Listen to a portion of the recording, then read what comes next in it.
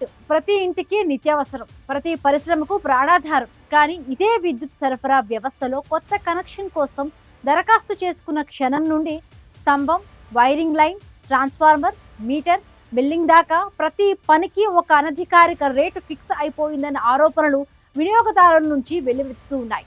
గతంలో ఏసీబీ దాడుల్లో లంచావతారాలు red handed గా పట్టుబడ్డ, విజిలెన్స్ తనిఖీల్లో లక్షల రూపాయల విద్యుత్ చౌర్యం బట్టబయలైన స్థానిక పర్యవేక్షణ యంత్రాంగం కళ్లు మూసుకుంటోంది. విజిలెన్స్ అధికారులు ఆకస్మికంగా తనిఖీలకు దిగితేనే అక్రమాలు వెలుగు చూస్తున్నాయి. అసలు విద్యుత్ శాఖలో పర్యవేక్షణ ఎందుకు విఫలమవుతోంది? ఈ స్టోరీలో చూద్దాం.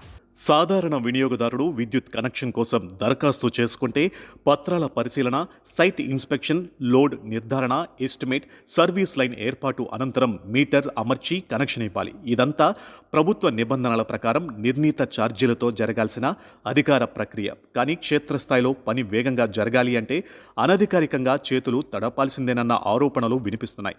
కొత్త కనెక్షన్కు స్తంభం నాటాలన్నా, లైన్ పొడిగించాలన్నా అదనపు ట్రాన్స్ఫార్మర్ అవసరమైన నిబంధనల ప్రకారం నిర్ణయించిన ఎస్టిమేషన్ల కంటే ఎక్కువ మొత్తం డిమాండ్ చేస్తున్నారనే విమర్శలు వినియోగదారుల నుంచి వ్యక్తమవుతున్నాయి. చిన్న గృహ కనెక్షన్ల నుంచి బహుళ అంతస్తుల అపార్ట్మెంట్లు, వాణిజ్య సముదాయాలు, కర్మాగారాల వరకు ప్రతి స్థాయికి ఒక రేట్ ఫిక్స్ అయిపోయిందన్న ఆరోపణలు ప్రభుత్వ ఆదాయానికి గండి కొడుతున్నాయి.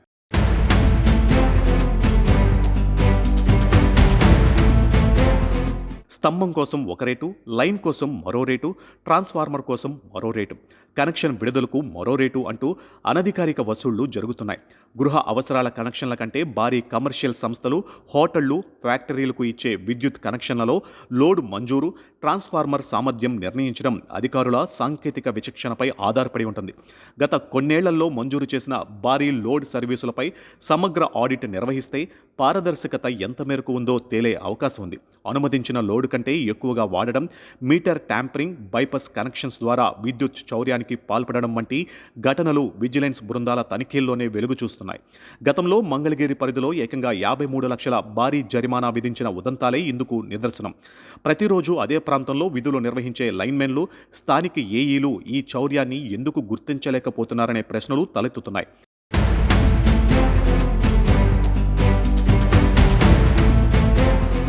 ఉమ్మడి గుంటూరు పరిధిలోనే విద్యుత్ చౌర్యంపై గతంలో తనిఖీలు జరిగాయి, కేసులు నమోదయ్యాయి, భారీగా పెనాల్టీలు విధించిన సందర్భాలు కూడా ఉన్నాయి.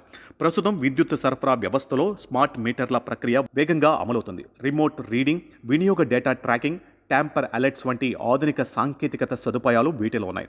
స్మార్ట్ మీటర్ వల్ల వినియోగదారుడికి వాస్తవ వినియోగం ఆధారంగా బిల్లింగ్, రిమోట్ రీడింగ్, వినియోగాన్ని పర్యవేక్షించే అవకాశం వంటి ప్రయోజనాలు ఉన్నాయి. మరోవైపు ప్రీపెయిడ్ విధానం అమల్లో ఉన్న చోట ముందుగానే డబ్బు చెల్లించాల్సి రావడం వంటి అంశాలు వినియోగదారులకు భిన్నమైన అనుభవాన్ని కలిగిస్తుంది. అయితే స్మార్ట్ మీటర్ విషయంలో ప్రజలకు స్పష్టమైన సమాచారం ఇవ్వడం, మీటర్ ఎలా పనిచేస్తుంది, బిల్లు ఎంత వస్తుంది, ట్యాంపర్ అలర్ట్ అంటే ఏమిటి, ఫిర్యాదు ఎలా చేయాలి అన్నది డిస్కంలు పారదర్శకంగా వివరించాల్సి అవసరం ఉంది.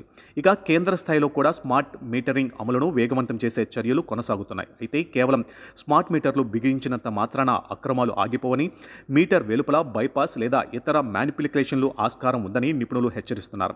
స్మార్ట్ మీటర్లలో ట్యాంపర్ అలర్ట్ వచ్చినప్పుడు సంబంధిత అధికారులు ఎంత త్వరగా స్పందిస్తున్నారు, ఆ సర్వీసులపై ఎన్ని తనిఖీలు చేసి కేసులు నమోదు చేశారు అన్న పర్యవేక్షణ అత్యంత కీలకం. కోట్లాది రూపాయల సాంకేతికత వ్యవస్థను ఏర్పాటు చేసినప్పుడు ఆ డేటాను ఆధారంగా చేసుకుని తనిఖీలు చేయకపోతే ఆశించిన ఫలితం దక్కదు.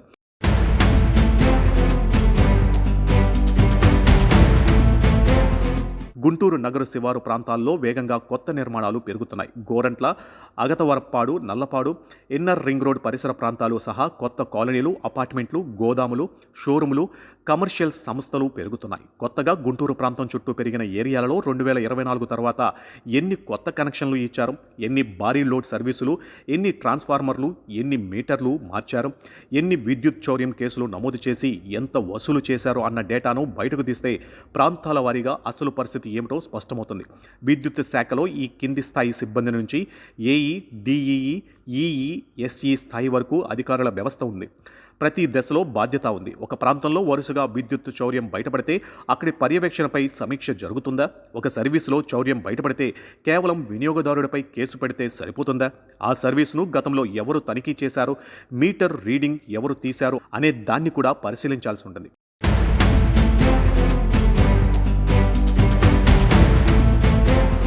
కష్టపడి పనిచేసే నిజాయితీపరులైన అధికారులకు గుర్తింపునిస్తూనే వినియోగదారులను ఇబ్బందులకు గురిచేస్తూ అక్రమాలకు పాల్పడే సిబ్బందిపై కఠిన చర్యలు తీసుకున్నప్పుడే వ్యవస్థపై ప్రజలకు నమ్మకం కలుగుతుందని స్పష్టమవుతుంది. మొత్తానికి విద్యుత్ కనెక్షన్ దరఖాస్తు నుంచి మీటరింగ్ బిల్డింగ్ వరకు ప్రతి దశలోనూ పూర్తి స్థాయి జవాబుదారీతనం అవసరమని వినియోగదారులు కోరుతున్నారు. మరి క్షేత్రస్థాయిలో వినిపిస్తున్న ప్రతి పనికి ఒక రేటు అనే ఆరోపణలపై డిస్కమ్ అధికారులు, విజిలెన్స్ విభాగం ఎలాంటి దిద్దుబాటు చర్యలు తీసుకుంటుందో వేచి చూడాలి.